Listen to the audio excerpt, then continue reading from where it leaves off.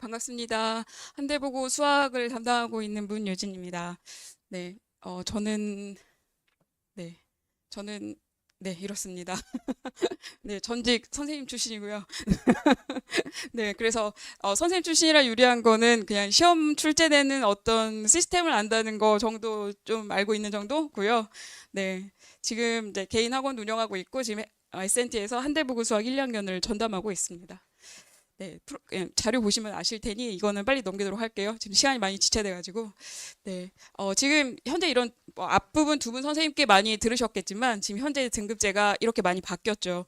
사실 5등급제에서 1등급은 9등급제에서 1, 2등급 합한 인원인 건 아시죠? 네, 그래서 조금 여유 있다고 생각하실지 모르겠지만 기존 9등급제에서 2등급까지 하면 11%인데 오히려 1등급은 1%가 떨어져서 더 치열한 게 사실인 것 같아요. 제가 내신 해보니 오히려 좀 더 치열해진 것 같습니다.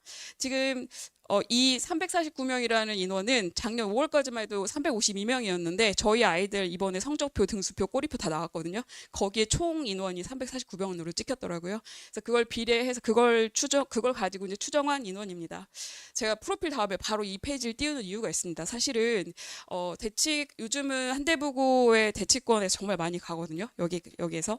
그래서 아까 이제 실장님 말씀하셨지만 1등도 전교 1등은 뭐 그냥 타고난 대치 퀴즈고 2, 3, 4등 그 수준 이제 저희 2등인 친구가 이제 저희 반에서 나온 친구인데 그 친구도 광남중 출신이거든요. 그래서 네, 이제 제가 이 말씀을 왜 드리냐면 1등급 35명 안에 들 목표일 때 내가 저기 안에 무조건 안정권 안에 들겠다. 우리 아이가 수학으로 그럴 때 한대부고는 매우 유리합니다.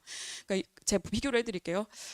다른 학교 지금 현재 제가 이제 그냥 조사한 학교들인데 이게 전체 인원과 학급수와 그걸 가지고 1등급을 산정한 인원이에요. 근데 보시면 각 학교에서 이제 인원에 따라서 1등급 인원들이 저렇게 인원들이 되거든요. 근데 만약 내 아이가 여기 안정권에 들 수 있다 그러면 저는 한대보고를 선택할 이유가 없다고 생각을 합니다. 그런데 강남권 학교와 한대보고 수학의 가장 큰 차이는 강남권 학교는 난이도를 정말 예측하기 힘들죠. 엄청 어렵기도 하거니와 공부량도 폭발적이어야 저 1등급 안에 들 수 있죠.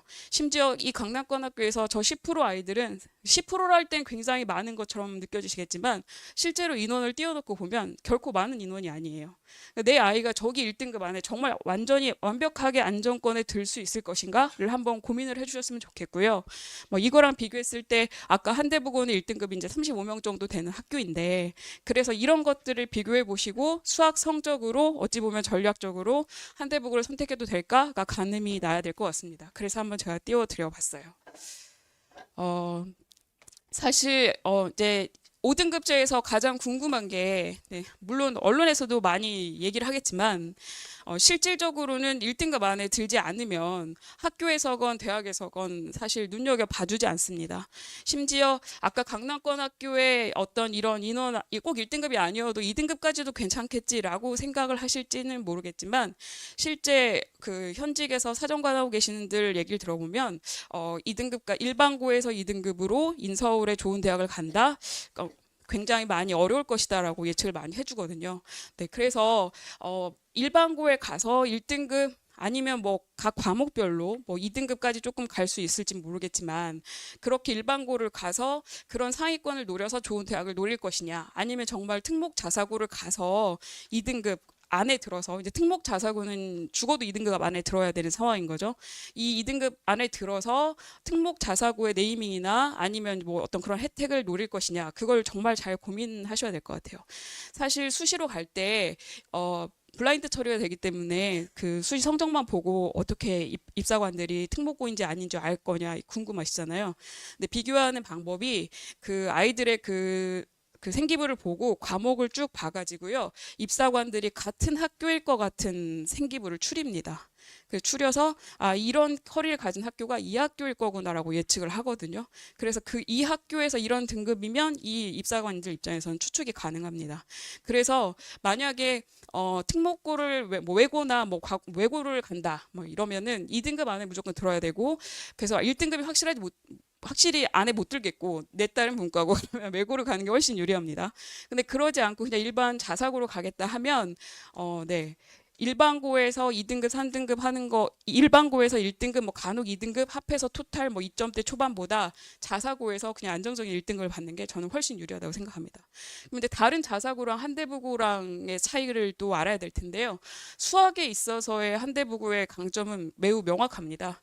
수학을 보면 하나고나 뭐 예를 들어 외대부고를 본다면 거기 아이들은 전국에서 오기도 학원이와 만들어진 1등급 아이들이 있기 때문에 그 1등급 층을 뚫기가 굉장히 어려워요. 근데 한대부고는 그 1등급 층을 노력으로 뚫을 수가 있습니다. 이유는 시험의 난이도가 굉장히 그 고른 편이고요.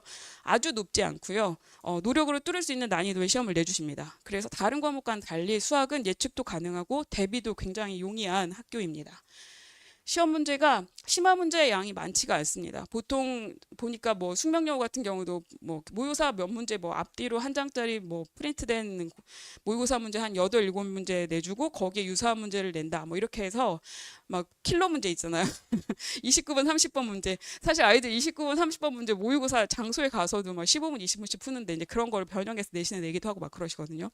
그런 거를 시간까지 고려해서 내신에 풀어내야 되는 부담감, 변형 문제에 대한 공부, 심화 문제에 대한 어떤 그 스트레스가 강남권에서 1등급 안에 들려면 엄청 센데 한대부고는 그렇지 않습니다. 한대부고 심화 문제는 모의고사 그런 기출에 베이스를 두지 않고요.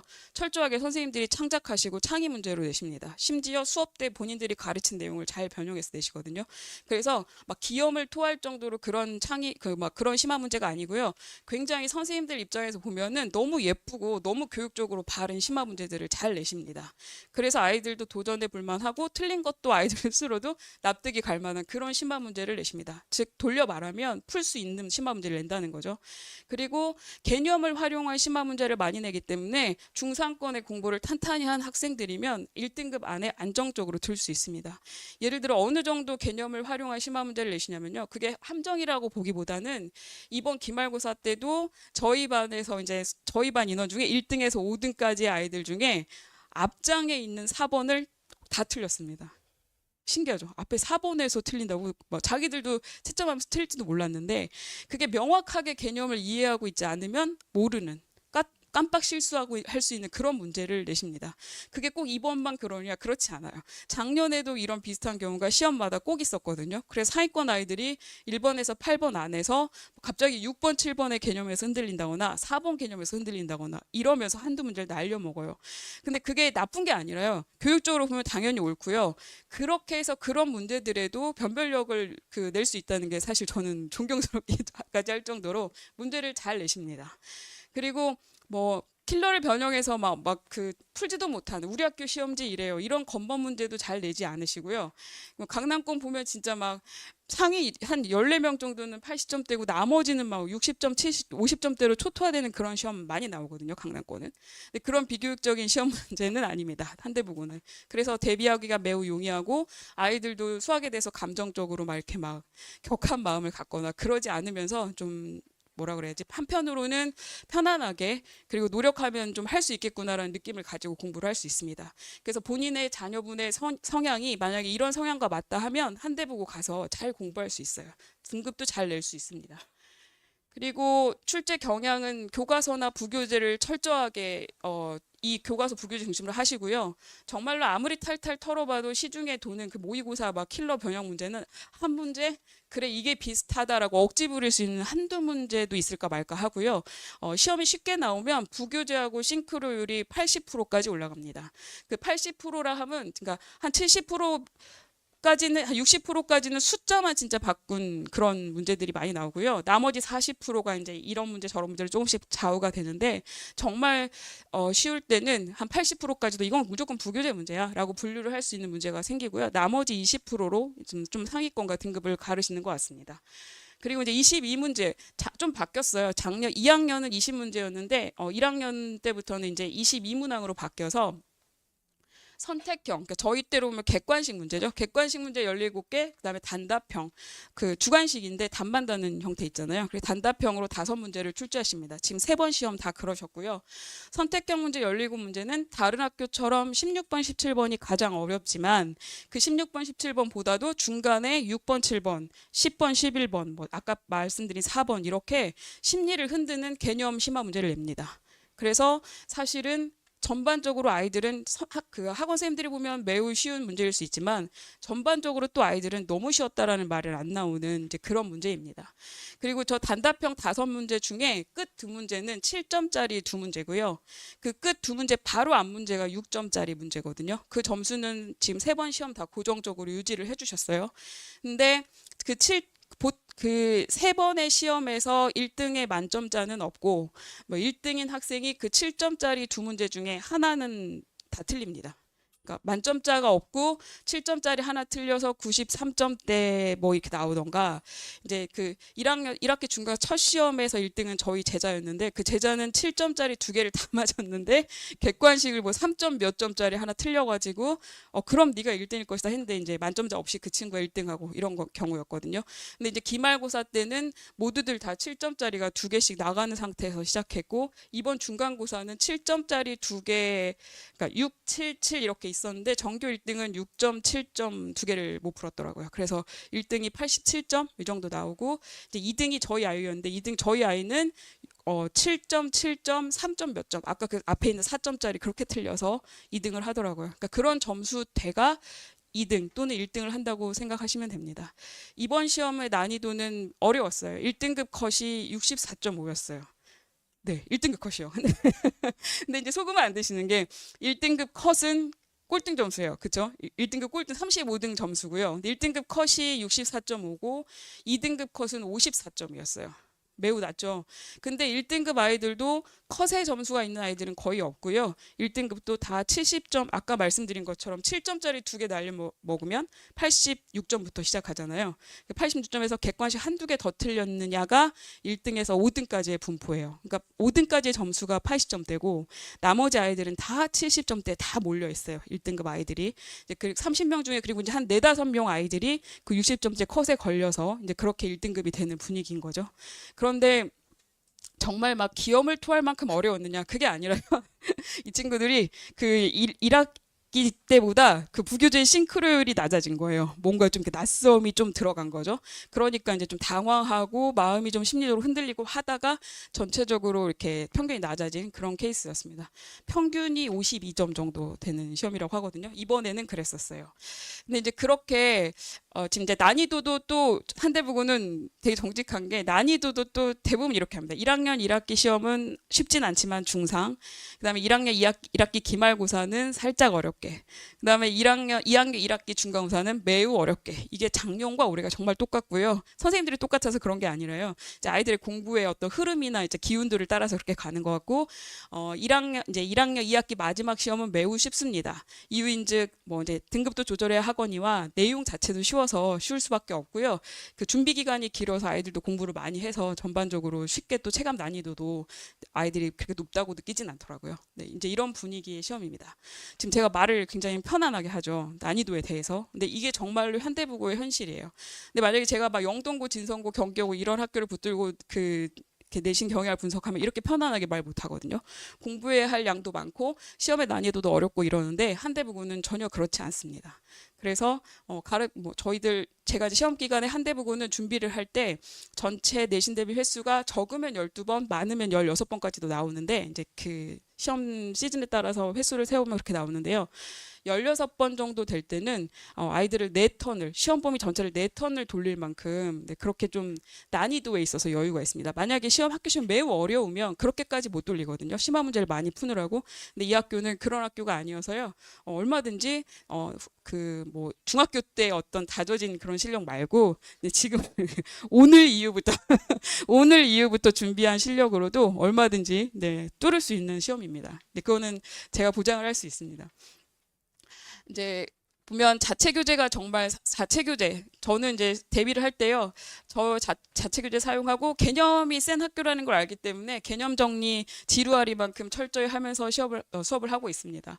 개념을 공부를 시킬 때 개념 정의가 있고 개념 이미지가 있는데 개념 정의는 명확한 개념이고 개념 이미지는 이제 그 개념을 이렇게 떠올렸을 때 어떤 자기가 생각하거나 그게 어디로 흐를 것이다라는 어떤 그런 개념 이미지들이 있는데 이런 위주로 수업을 많이 합니다. 한대부고 수업일 땐 그렇고요.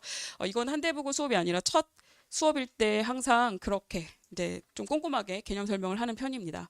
그리고 이제 저가 수업하는 교재는 다 아무리 쉬운 예제도 다 기출문제예요. 뭐 쉬우면 기출문제 1, 2번에서 뽑고 이렇게 해서 모두 다 전 문제를 기출문제에서 뽑고요. 그다음에 복습 테스트 누적하면서 하고 과제장 아이들 거 다 걷어가지고 네.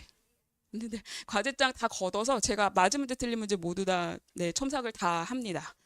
그래서 뭐 이렇게 얘가 어느 정도인지 이 문제 왜 틀렸는지 이런 거를 거의 숙제 한번 거두면 밤 꼴박 셀 정도로 다 첨삭하면서 보고 있고요.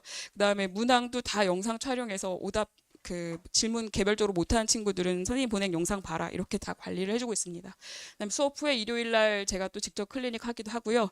근데 이제 의아하신 게 지금 제가 과목을 대수 기본 실력으로 깔았습니다. 근데 이거는 사실 지금 프리 시즌이어서 중 예비 고일은 이 시기에 뭘 공부할까가 아마 굉장히 고민이 많으실 거예요. 근데 저는 항상 공수 1, 공수 2를 만약에 한 번 정도 이상 봤다면 제발 11, 12월에는 대수를 공부해 다오라고 강하게 말하거든요. 이때 대수를 공부를 하고 그래 11, 12월 시즌이 끝나고 윈터 시즌이 되면 그때 가서 공수 1, 공수 2 더 심화해라고 말씀을 꼭 드립니다. 근데 지금 과감히 공수일을 깔면 인원이 많아지지만 그럼에도 불구하고 대수 기본 실력반을 깐 이유가 이 반은 이렇게 준비를 해서 제가 완전 1년 끌고 갈 마음으로 대비를 시키는 반 학생들이기 때문에 11, 12월은 대수 기본 실력으로 깔고요. 그리고 정규반이 개강을 하면 횟수가 저희 학원에 제가 그 윈터 횟수 제일 많습니다. 2번 잡으려 했는데 3번 잡아서요. 화목토 해서 화목토에 공수일, 공수이 다 한꺼번에 끝내줄 생각입니다. 그 전에 그래서 대수 수업을 깔았고요. 만약에 이 이제 한대부고가 결정이 되고 또 이제 지원하시고 결정이 되면 그때 또 설명회 때도 말씀을 드리겠지만 네, 저희 반은 이제 이런 커리로 나가고 있습니다. 네, 혹시 질문 있으신가요?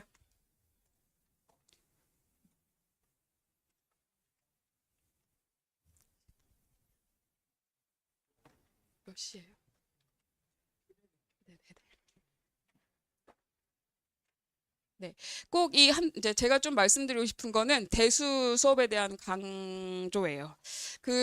이제 아까 그 실장님도 말씀하셨지만 제가 이제 이 대수 수업을 항상 강조를 하는 게 이 시기에 공수 1을 할까 공수 2를 할까 너무나 고민이 많으시더라고요. 이런 상황 저런 상황에 의해서. 그래서 그거를 좀 해결하거니와 그다음에 한대 보고 가면 우리 아이가 어느 정도 등급이 나올지 너무 궁금하실 것 같아요. 그래서 아까 이제 말씀드렸겠지만 6일, 7일, 그러니까 시험 끝나고 목, 금이거든요. 그때 제가 공통수학 1을 50문제로 테스트를 준비를 했습니다. 그래서 문항수가 너무 많은 거 아니야 이랬는데요. 30문제여도 저는 적다고 생각해요. 공수 1을 진짜 샅샅이 얘가 어느 정도 난이도고 중상 문제에서는 어떻게 반응을 하고 상 난이도는 어느 정도 반응을 하는지를 보려면 저는 명확히 테스트를 하려면 50문제가 적당하다고 생각을 해서요. 50문제로 테스트 볼 수 있는 그 날짜를 마련을 했거든요. 그래서 한번 많이들 응시를 해주셨으면 좋겠고 그때 나온 결과로 분석을 해보면 그 점수나 아니면 풀이 같은 거 보면은 이 친구는 한대복을 가면 1등급이 뭐 확실하다 아니면 2등급 뭐 중상 정도 될 테지만 어떻게 노력하면 될 것 같아라는 제가 계획을 세워드릴 수가 있습니다. 그러니까 그때 시험을 꼭 보셨으면 좋겠고 그 이후에 나온 결과로 또 개인적으로 말씀 나눌 기회를 가졌으면 좋겠습니다. 네, 감사합니다.